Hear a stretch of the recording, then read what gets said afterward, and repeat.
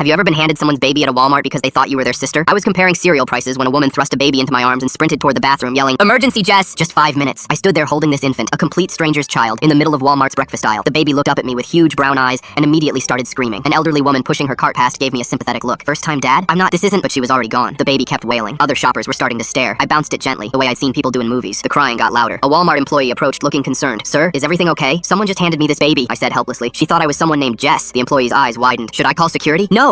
She said emergency. She went to the bathroom. She's coming back." At least I hoped she was coming back. The baby grabbed my beard and pulled hard, still crying. I started walking toward the bathrooms, figuring I should find this woman before someone called the cops. "Shh, it's okay," I told the baby, who responded by somehow crying louder. My eardrums were ringing. How could something so small make that much noise? A woman with 3 kids trailing behind her stopped me. "Teething," she said knowingly, pulling a sealed teether from her purse. "Keep it. I buy them in bulk." I had no idea what to do with it, so I just offered it to the baby, who immediately threw it at my face and continued screaming. 10 minutes passed. No sign of the woman. The baby had graduated from crying to making a sound I can only describe as demonic shrieking. My arms were getting tired. "How much did this thing weigh?" "You're doing it wrong," a teenage employee said, appearing with a manager. "You have to support the head more." "I don't know this baby," I said, perhaps too loudly. The manager was already on his radio. "We need security to the grocery section." "Wait, please, the mom went to the bathroom." She thought I was her sister Jess. "Sir, you just said you don't know this baby." "I don't," but she thought I did, or thought I was someone who did. 2 security guards arrived just as the baby decided to upgrade from shrieking to what I can only describe as a supernatural howl. One of them reached for the child, and suddenly my brain went into protective mode. "No, wait," I said, stepping back. "You can't just take a baby. What if you're not really security?" "Sir, we work here." "So? That doesn't mean you're authorized for baby handling." We were at an impasse when a woman came running full speed from the bathroom direction, soaking wet from the chest down, toilet paper stuck to her shoe. "Oh, thank God," she gasped, reaching for the baby. Then she stopped, looked at me, really looked at me for the first time. "You're not Jess," she said slowly. "I tried to tell you that, but you're wearing the same shirt, the purple tie-dye." I looked down. It was indeed purple tie-dye, an unfortunate gift from my ex. "Jess has that exact shirt, and from behind, your hair." "Ma'am," the security guard interrupted. "Is this your baby?" "Yes." "God, yes. I'm so sorry." The bathroom sink exploded. I thought he was my sister-in-law. She was supposed to meet me here. The real Jess appeared around the corner, and I kid you not, we could have been twins from behind. Same height, same build, same questionable fashion sense, same shoulder-length dark hair. "Sorry I'm late, Teresa," Jess said, then saw me holding the baby. "Who's this?" "Your stunt double, apparently," I said, finally handing over the still-crying infant. The baby immediately stopped crying the second Jess took him. Of course. Teresa apologized about 50 times, offered to buy my groceries, my cereal, my entire cart. The security guards dispersed, disappointed they didn't get to arrest anyone. The manager wandered off muttering about incident reports. "I traumatized your baby," I said. "No, he's always like that with strangers," Teresa assured me. "Except Jess. They have a connection." Jess laughed. "Yeah, I bribe him with forbidden snacks when mom's not looking." They invited me to join them shopping, partly out of guilt, mostly because Teresa couldn't stop laughing about the situation. We went through Walmart together, this odd quartet, with other shoppers assuming I was the dad or uncle or some relation. The baby kept staring at me suspiciously from his cart seat, like he was trying to figure out how I'd infiltrated his inner circle. When I waved, he threw his teether at me again. This time I caught it. "He likes you," Jess lied. At checkout, Teresa insisted on buying my groceries despite my protests. "You held my screaming child for 15 minutes while security tried to arrest you. It's the least I can do." As they were leaving, the baby reached out his arms to me. Everyone froze. This child who'd been treating me like a war criminal suddenly wanted me to hold him. I picked him up carefully. He immediately grabbed my beard again, but gently this time, and made a happy gurgling sound. "Now he likes you," Jess said, genuinely surprised. "Babies are weird," I said. "The weirdest," Teresa agreed. They left with my number, promising to warn me if they ever saw me in Walmart again so I could run. 3 weeks later, Teresa texted me a photo of the baby wearing a tiny purple tie-dye shirt with the caption, "Now we can always find the right person." I still shop at a different Walmart though, just to be safe.